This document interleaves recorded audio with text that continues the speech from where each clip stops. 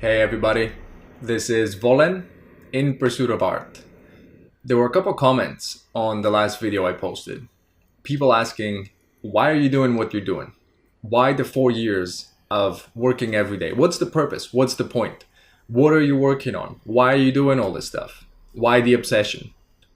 And really what I have to say about that is I wish I was obsessed. I wish that all that was caused by an obsession of some sort. I wish I had that because I really think that being obsessed is a privilege, it's a luxury. Being able to do something, being compelled to do something and to have to do it all the time, unless it's a medical condition, actually driven to that degree to go do something that you see purpose in, I think that's a privilege. And I think that's a prerequisite to be able to do a lot of the great things that a lot of the greats have done in almost any field.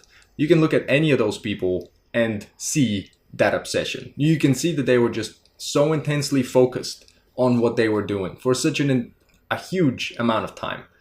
Being obsessed is a prerequisite to do anything. And I don't think I'm obsessed, unfortunately.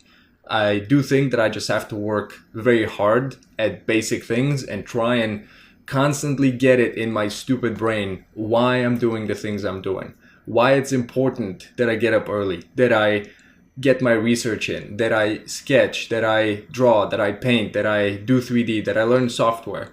It's actually a constant uphill climb for me to remember why I'm doing it, to then convince myself to do it, to then not lose the practice, to sustain it. I wish I was obsessed. It would have been a lot easier. And it also would have made, I think, a lot easier navigating the complexity of what to do and what to study and how to untangle this huge thing that is art or life, really. Because everything is complex and everything is unclear. If I was obsessed and if there was a single thing that was driving me, I think that would have simplified things a lot more.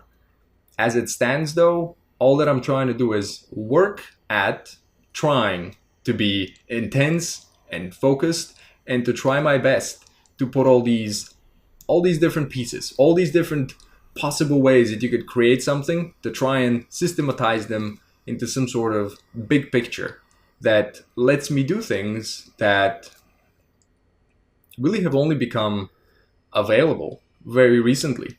I think we live at such an awesome time right now that it's actually probably the first time ever that reality is definitely crazier than anything that you could imagine, crazier than fiction. I mean, that's always been true for certain things like universe, galaxies, etc. But now even human devices and things that we can make are actually so much crazier than what you could invent. I think someone making drawings 500-600 years ago and like making a flying human device or something like that, a Da Vinci type drawing or invention, that would have been insane. The flying person, no way. But now you have, I don't even know how many, 10, 20, 30, 50, 1,000 different ways that you could actually fly a human, from suits to space shuttles to planes to probably just catapulting someone and fly around with crazy boots or something that some crazy obsessed person has come up with. So what's the improvement for? The improvement is the appreciation, basically, of all of these insanely complicated, awesome things that you can participate in if you develop the skills necessary. I think art is absolutely amazing because it allows you to create things in all kinds of different varieties. I mean, you could be a storyteller and you could just be story driven. So you could make stories and share them with people. You could do that. Those could be your images. You could also do things that are unappreciated or just things that people would walk by and not see. And you can go ahead. That's what still life is. Most of still lives are supposed to be an artist taking something that is just there in everyone's house and making it special, making you notice the things that you normally wouldn't notice. Or art could also be something that snaps you out of your daily routine of the thing you would, you know how you see a crazy statue on a corner somewhere and you have no idea what that thing is? What that thing just served as is a pattern interrupt that just made you notice something that you hadn't noticed before. That just woke you up that day, that moment that woke you up. Art, though, design specifically, which they share a common language, you can also make things now. So if you become good enough at certain things, you can not only communicate ideas, you can actually make real stuff, which I think is insane. Like Vitaly Bulgarov is a huge inspiration right now because that dude is building robots. He was a modeler for Blizzard and he did that stuff for like 10 years. And then he went from modeling to designing to now he's actually building real world robots because he was obsessed, because he did study and produce work that was obsessive. It was one thing and one thing only. He did design, he did industrial design primarily. He worked on robots, on mechanisms, on things like that. And he worked then with medical companies. He worked with Boston Dynamics. He worked with a Korean company now to make a real world mech that you can actually go and sit in. You can move around. They're building a robot and he's part of that. Now, when he started out, I'm pretty sure he had no idea that that's where he would have ended up. But his obsession took him there. One of the absolute biggest things that I've gotten from art actually is completely not art related. It's I've used art as a practice, basically. What I mean by that is that anything could serve as a vehicle for getting better. Anything could be used to improve yourself. Everyone needs a practice, something that daily requires of you to grapple with it, to have to struggle through a problem, to become a better thinker, to become a better executor. For me, art has been that practice because that's the one thing I picked and stuck to. I think I could also have picked knitting, or I could have picked rollerblading or skateboarding, whatever it may have been. Anything that you stick with. Martial arts, another great example. Weightlifting, anything that you stick with for a long period of time that has to have you improve in order for you to improve it can serve as that vehicle for self-improvement. So when I was first beginning 4 years ago, I didn't know that I could get better. I didn't know how that works because, and I think it's great that I picked art because art is filled with preconceptions about how it's done. There's all these popular opinions. You have to have talent. You have to have this. You have to have started at 2.5 months old. You have to have all these different things. Otherwise you can't do it, right? That's the cutoff point, the prerequisites for you to enter into this thing. It's this, and that. If you don't have it, sorry. That's the popular way of thinking about most things, is that you need to have these things, these untangibles, these talents. You need to have those things or you can't do the thing. And for me, one of the biggest gifts and why I keep doing this stuff and why I actually appreciate it so much more now than I did before. So if it's an obsession, if it's supposed to be an obsession, then it's actually growing with time because I'm appreciating it more and I'm having more fun with it. This is probably the most fun that I can have, even though it's not fun as in like grandma tickling you and you're all on the couch, just, no, please, grandma, stop, just go make me pie, and then watch cartoons. It's not that type of fun. It's not fun where you just giggle and you have like pink cheeks and it's all amazing and you're surrounded by pink. It's not that type of fun. It's fun, it's problem solving, it's puzzles, it's playing a computer game. That's exactly the same as playing a game for me right now. I used to do a lot of gaming. Like when I was a kid, I spent my life in front of the computer. And I get the exact same things now from doing this stuff because they're exactly the same. The things that a computer game does to affect your brain, like the way that they structure games in order to make them rewarding and engaging and to keep you coming back, those are tangible things that you can deconstruct and you can have in your own life. You can build those in your own practice. So one of the big things about art and what it taught me is that I'm changeable. I can change stuff. And that also, you don't need to have those prerequisites, those boundaries, those prerequisites, they don't exist. Those are fictional. Those aren't even defined.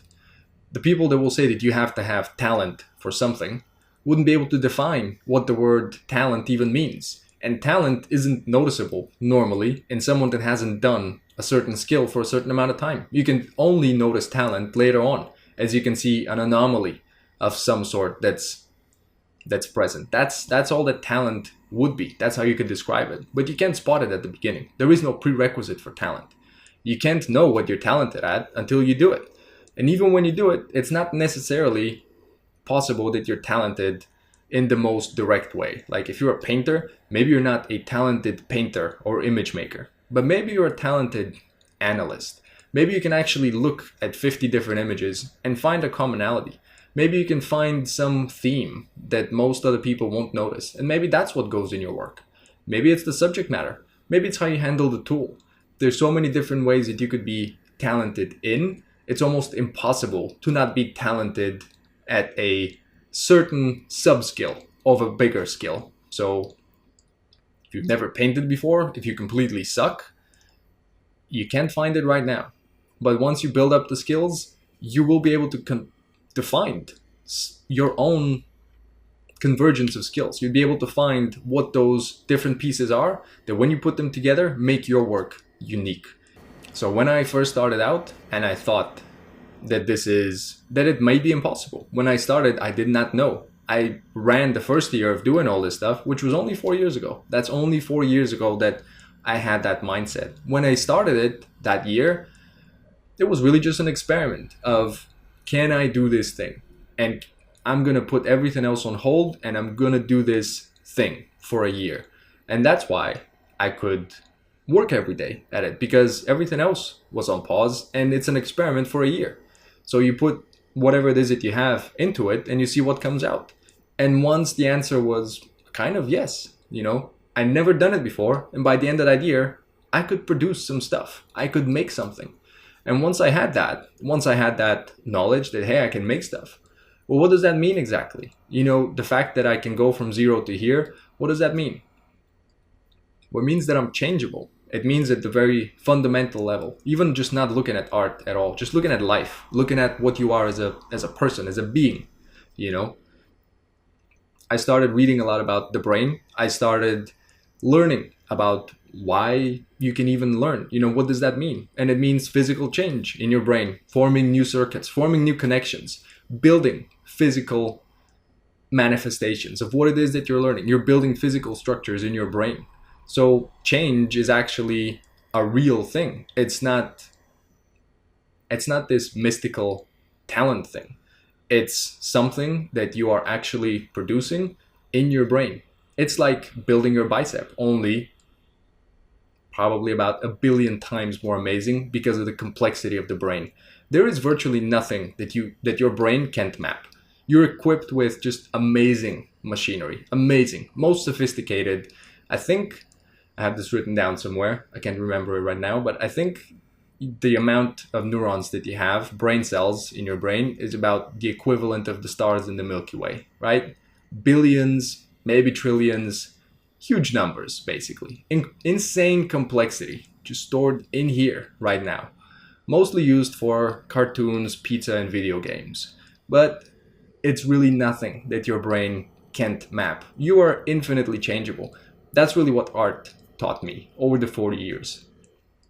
And that's why I appreciate it more the more that I do it, because of what I can get from it, what it gives me as I go in and just try and be a little better today. Because really what it gives me is the knowledge that I can change. And then through that, I can also give that to others. Because probably the most commonly asked question when people contact me, when they send me emails or messages, or when I see people online, one of the most common things is, hey, can I do this? Is this possible? Like, can I also produce this stuff? Or people being stuck, feeling like, hey, I'm never going to be able to, which is the exact reverse of that same thing. People thinking, I can't change, I can't do stuff.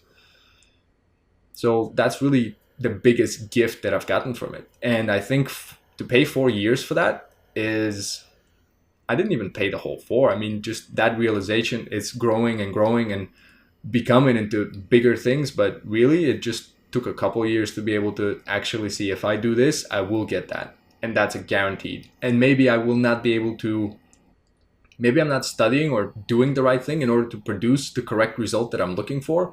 But everything I do produces a result. Every single thing that I do produces a result down here. Maybe you don't see it right away. Maybe it takes a couple of years. But everything matters. Everything that you do matters. And it has impact. You are not powerless in the things that you do. And you are not at the mercy of something. There is no fairy dust and there is no magic wand that's going to transform anything. But the ability to know and to be able to see and to have experienced that you can do something and change and that you can produce more of that with just a little bit of work. Yeah, absolutely. Absolutely. Sign me up for that. And where do I go for that? No question.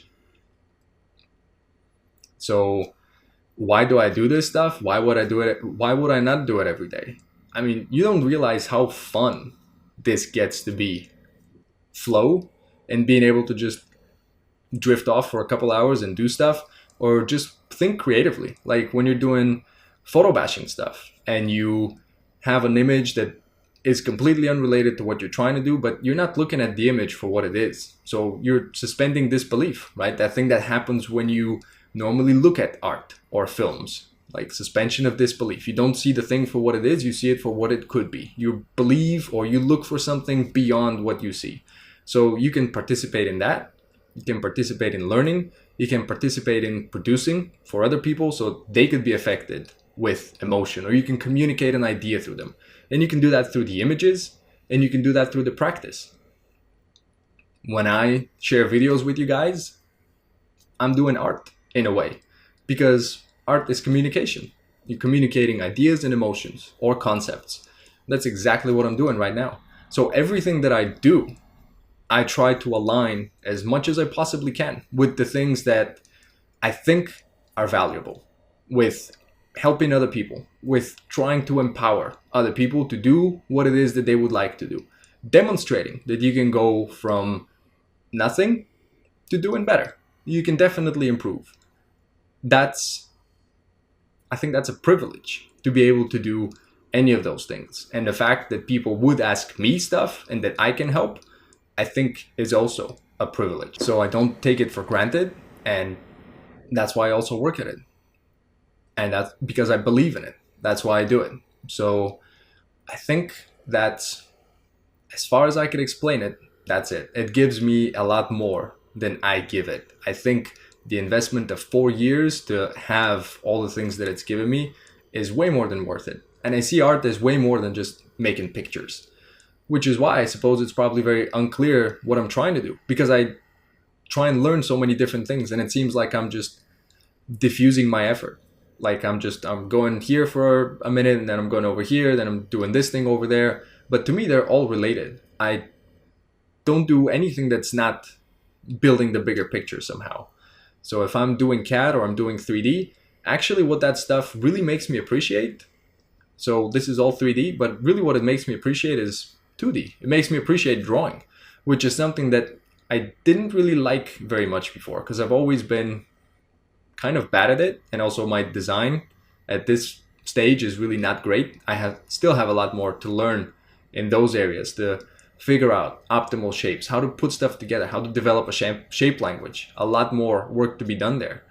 But it really makes me appreciate just how precise and how awesome, how free drawing is. Because when you put it in 3D, when you put it in CAD, and then all of a sudden to just draw a little curve or a line takes you through this elaborate procedure, and then to change anything, you have to speak the language of the program. So that means that you can't just move something. You have to go through like this whole ordeal of multiple steps to do a simple thing. And then when you can just pick up a pen and you can just draw, that makes me appreciate it so much more. But because before that, I was pretty loose with how I would draw. Like I wouldn't be very precise with what I do, because I would just look at how most people draw. Like when you look at most tutorials, they're always sped up. People always go super fast through what they do, and they produce whatever result they're looking for. If it's a design or it's kind of loose. And then there's the second stage where you would refine the design. So I always would stay in that loose stage because I just couldn't appreciate just how precise it could be and how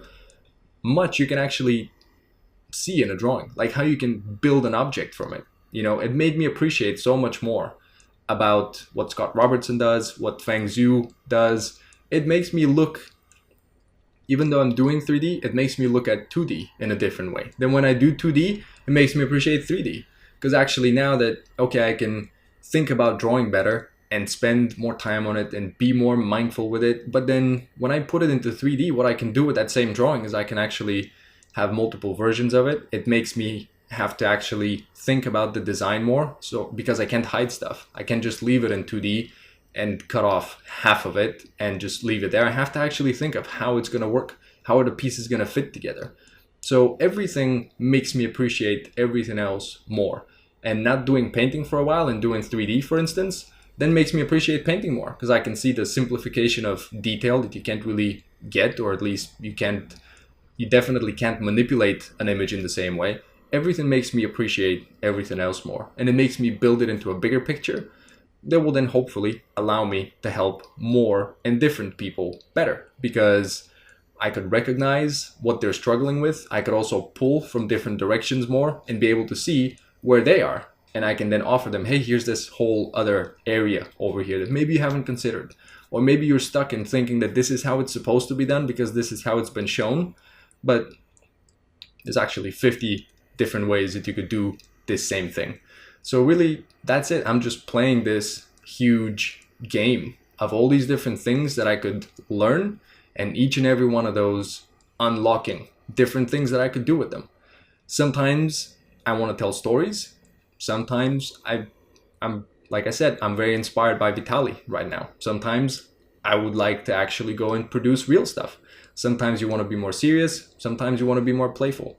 Everything that I do pretty much serves to express all the things that I would like just in my life in general. You know, like I said, sometimes you're serious. Sometimes you want to have fun.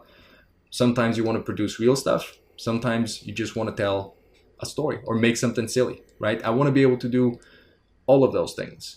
I want to be able to produce everything that I would like. I would like to make stuff. I think if there's an artist, like if there's a definition for that, you know, painting used to be the most direct way. You have an idea for something, painting's the medium. Like it tries to emulate the visual world. That's pretty much what painting was for. It's trying to emulate how people see. Well, now that you can do that, you know, how about building real stuff? How about converting that into something else?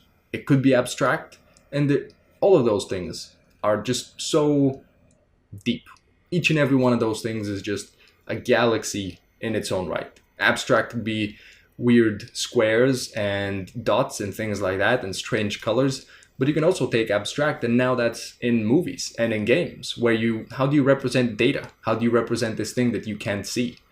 And I think what motion designers do is almost a complete outgrowth of that abstract way of painting things. And I think we're really drifting off into all kinds of different realms here. So we're going to wrap up. We're going to keep it focused to where we started. And when I started the first year, I felt like I was going into the ocean, right? I was going into this deep, new, big thing. But really, in that first year, my understanding of what I was doing is more of like a puddle. So like I walked into the ocean thinking that it's a puddle, but then that puddle became like a lake, and then that lake became a sea, and then what I mean by that is that when I first started out, a very limited idea of what I'm doing and very limited understanding of how it applies. And then the deeper you go, the more that you find that it just expands and expands and expands and expands. And that's constant. And it's awesome. There's two ways you can think about it. One is that, hey, it's never gonna be done. There's always gonna be more. But then that's the good part. Hey, you're never gonna be done. There's always gonna be this fun game that you can always improve at, that's gonna improve you, that you can go ahead and play every day. So probably not the same type of obsession that you thought I may have, because it's actually very fun. It's not a neurotic type of I need to do this, or my arm is gonna fall off, or my head is gonna melt. It's not that. It's probably one of the most fun things I could do. And in that way, it's very self-indulging, because it's almost like you're playing all day long. And it's masked as work as well. What more could you ask for, right? So I think we'll wrap with that. Thank you so much if you stuck to the end of the video. Hope this shed some light on some things. Send me your questions, drop me a comment, let me know what you think. Let me know what you think about art and why you do your own practice. And you can find me on Instagram, on Facebook. All the links are down there. And I will see you soon. Thank you very much. Happy New Year.